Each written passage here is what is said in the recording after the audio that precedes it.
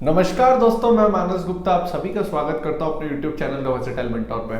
कैसे हैं आप सभी? आशा करता हूं आप सभी बहुत अच्छे होंगे और अपनी तैयारी जोर शोर से कर रहे होंगे। दोस्तों, ये वीडियो उन सारे एस्पिरेंट्स के लिए जो मुझे बार बार कमेंट सेक्शन और इंस्टाग्राम पे परेशान कर रहे हैं कि भैया हमसे मैथ्स नहीं बनती है, हमसे मैथ्स नहीं बन रही है।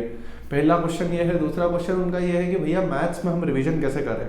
मान लीजिए आज हमने एक चैप्टर खत्म किया तो 10 दिन बाद अगर हम उस चैप्टर का कोई सवाल उठाते हैं तो हम भूल जाते हैं। तो दोस्तों ध्यान से इस वीडियो को देखिएगा। आइए हम बात करते हैं कि इन दोनों प्रश्नों के जवाब क्या होंगे। सबसे पहले हम बात करते हैं दोस्तों, मुझसे मैथ्स नहीं बन रही है। इसके मेजरली 4 कारण हो सकते हैं। अगर आपने आज इस वीडियो को देखने के बाद इन 4 कारणों में से जो भी आपका कारण है उस पर काम नहीं किया तो भूल जाइएगा कि आप एसएससी सीजीएल कभी क्वालिफाई कर पाएंगे, क्योंकि बिना मैथ्स के एसएससी आज भी पॉसिबल नहीं है। ठीक है, तो हम एक एक करके इन कारणों की बात करते हैं। सबसे पहला कारण जो होता है वो ये होता है कि आपका सिलेबस ही कंप्लीट नहीं है। आपको यही नहीं पता है कि कौन से चैप्टर को किस तरीके से कोई क्वेश्चन को हल किया जाता है। आपको ये पता ही नहीं है, आपका सिलेबस एक बार कंप्लीट नहीं है। सिलेबस कंप्लीट का मतलब आपको सारे कॉन्सेप्ट्स नहीं पता है, आपको सारे चैप्टर्स के बारे में अच्छे से नॉलेज नहीं है। पहला मेन रीजन ये होता है।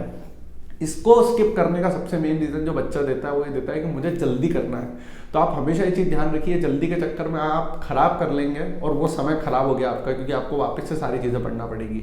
इसलिए एक बार करें, अच्छे से करें, थोड़ा सा ध्यान दें। भले आपको थोड़ा समय लग रहा है, कोई बात नहीं। 2023 नहीं अटेम्प्ट दे पाओगे तो 2024 का अटेम्प्ट दे सकते हो, लेकिन अच्छे से देना है। ठीक है। दूसरी चीज़ कि भैया मेरा सिलेबस कंप्लीट है फिर भी मुझसे नहीं बनती है, तो दूसरा जो रीज़न है वो ये है कि आपने प्रैक्टिस नहीं की है। कोई भी मैथ्स की एक बेसिक किताब ये नहीं है जो आपने पूरी कंप्लीट लगाई हो। इस बात की मैं गारंटी दे सकता हूँ, और मैं जब बच्चों से बात करता हूँ तो बच्चे खुद सच बोल के ये बता देते हैं। तो आपका दूसरा मेन रीज़न ये है कि आपने मैथ्स की कोई सी भी किताब पूरी तरीके से नहीं लगाई है। आप किरण की एक बेसिक प्रीवियस ईयर किताब उठा लो, लेटेस्ट वाली, और उसको जब तक 2 बार नहीं लगाओगे तब तक आपसे मैथ्स नहीं बनेगी, चाहे आप कितने भी बड़े महाराज हैं या कुछ भी है मैथ्स में, अपने आप को कुछ भी मानते हो फिर भी, क्योंकि मैथ्स सिर्फ और सिर्फ प्रैक्टिस से आती है। अनटिल एंड अनलेस आप कैलकुलेशन में और प्रीवियस ईयर क्वेश्चन की प्रैक्टिस पे ध्यान देंगे तब तक आपसे मैथ्स नहीं बनेगी। तो ये चीज़ आपको समझना पड़ेगी। ठीक है दोस्तों।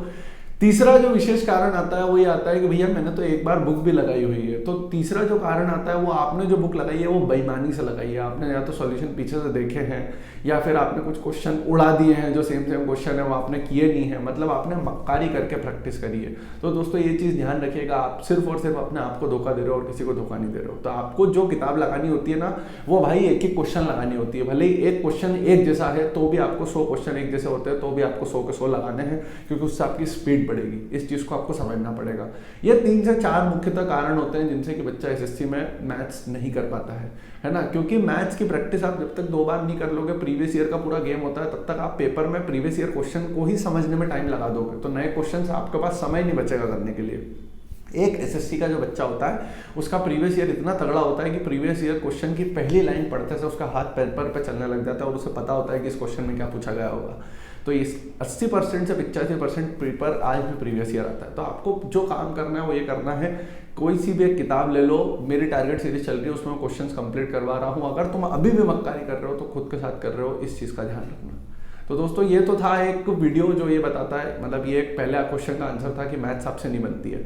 दूसरा सवाल कि रिवीजन कैसे करें। तो रिवीजन के लिए दोस्तों मैं आपको बता देता हूँ। देखो, रिवीजन के 2-3 तरीके होते हैं रिवीजन करने के। सबसे पहला तरीका ये होता है कि मान लो आपके 3 चैप्टर कंप्लीट हो गए और आप चौथा चैप्टर कर रहे हो, है ना।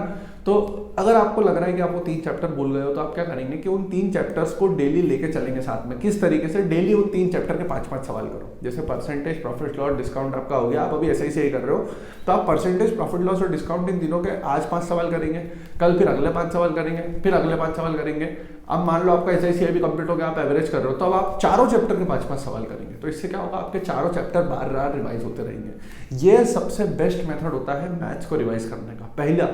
दूसरी चीज, ग्रेड अप टेक्स्ट बुक जो भी आपके पास में है, इनके ऊपर फ्री क्विजेज होती हैं। ठीक है, फ्री क्विज होती है कि फ्री क्विज जो दी जाती है ना, कि कैसे आप क्विज प्रैक्टिस सेशन में जाओगे, लाइव क्विज में जाओगे तो आपको बहुत सारी क्विजेज मिल जाएंगी। तो आप कुछ मत करो, परसेंटेज जैसे आपने दे दिया, आप फ्री बैठे हो, मान लो सैटरडे संडे में या कभी भी फ्री हो, कुछ मत करो, क्विज खोलो, क्विज सेक्शन में क्विजेज दो। आप परसेंटेज की क्विज खोल लो, प्रॉफिट लॉस की। इसमें क्या होगा ना, आपके प्रीवियस ईयर क्वेश्चन तो मिलेंगे, उसी के साथ में आपको कुछ नए क्वेश्चन भी मिलेंगे। उन क्वेश्चंस को आपको नोट डाउन करना है या उन क्वेश्चन को आपको समझना है, क्योंकि क्विज का ये क्वेश्चन जब आपको एग्जाम में मिलेगा और अगर आपने नहीं किया तो आप जितना पछतावा करोगे उतना पछतावा कोई नहीं कर सकता। आज 2022 का अटेम्प्ट गंवाने के बाद बहुत बच्चे पछतावा करके मुझसे बोलते हैं कि भैया हमने आपकी बात सीरियसली नहीं ली और इस कारण से हमने मेजर अटेम्प्ट गंवा दिया।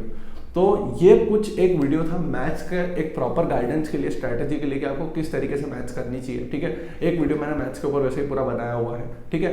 तो अपना ध्यान रखें, पढ़ाई करते रहे। बाकी कोई भी क्वेरी है तो मेरी इंस्टाग्राम आईडी है मानस गुप्ता 616, उस पर आप मैसेज डाल सकते हो, मैं वहाँ पे रिप्लाई कर दूंगा। टेलीग्राम चैनल हमारा द वर्सेटाइल मेंटोर, उसको ज्वाइन कर लो, उसके ऊपर सारी चीज़ें मैं बता देता हूँ, कुछ भी आता है तो नया, है ना।